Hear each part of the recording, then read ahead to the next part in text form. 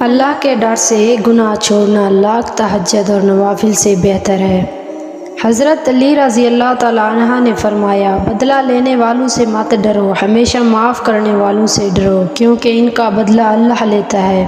اپنے آپ سے لڑنے کی طاقت اپنے اندر پیدا کر لو تو تم دنیا سے لڑ جاؤ گے۔ تعلیم کی جڑیں کڑوی ہوتی ہیں لیکن اس کا پھل ہمیشہ میٹھا ہوتا ہے۔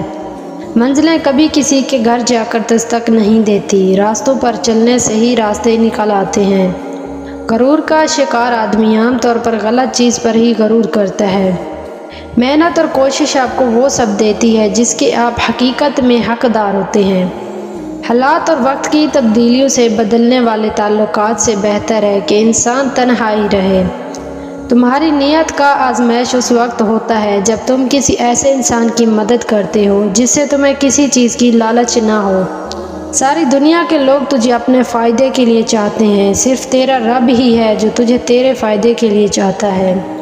جب رب راضی ہونے لگتا ہے تو بندے کو اپنے عیبوں کا پتہ چلنا شروع ہو جاتا ہے، اور یہی اس کی رحمت کی پہلی نشانی ہے۔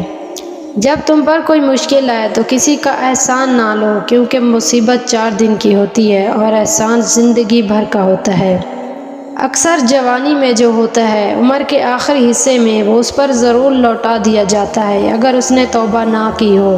جو شخص تمہارے خون میں سے نہ ہو پھر بھی تمہیں عزت دے اور پیار دے، بے شک وہ تمہارے لیے ایک بہترین رشتہ ہے۔ اپنے دن کا آغاز صدقہ دینے سے شروع کرو، اس دن تمہاری کوئی بھی دعا رد نہیں کی جائے گی۔ کسی سے محبت کرو تو اتنی شدت سے کرو کہ اگر وہ تمہیں چھوڑ بھی جائے تو کسی اور کا نہ ہو۔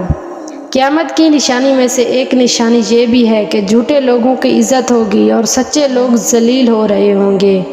رزق ہو یا محبت، قدر نہ کرو تو رب چھین لیتا ہے۔ جب دل اداس ہو اور وجہ بھی سمجھ نہ آ رہی ہو تو سورہ رحمان پڑھ لیا کرو، دل کو سکون آ جائے گا۔ جو محبت آپ کو اللہ سے نہیں جوڑتی وہ ایک دھوکہ فریب کے علاوہ کچھ نہیں۔ جو 100 بار روزانہ یا سمیع پڑھے اور اس دوران گفتگو نہ کرے اور پڑھ کر جو دعا مانگے گا تو وہ پائے گا۔ جب غربت انقلاب برپا نہیں کر پاتی تو جرائم پیدا کرتی ہے۔ رشتوں کی تھکاوٹ میں پہلی نشانی خاموشی ہوتی ہے۔ کسی کو تعلیم دینے کا مطلب ہے کہ آپ نے 2 مرتبہ تعلیم حاصل کی۔